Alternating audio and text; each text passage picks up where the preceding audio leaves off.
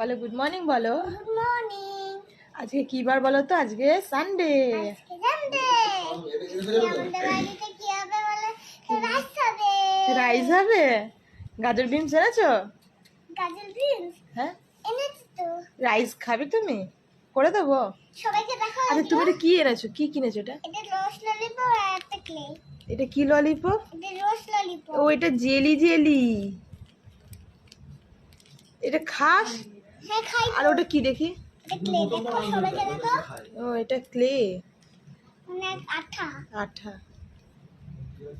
নিজে এইগুলো কি কি জানি? রোজ ললিপপ। কোত্থেকে এগুলোকে খুঁজে পায় তাও জানি না, জীবনেও নাম শুনি নাই আমি, কিন্তু আমার মেয়ে জানে।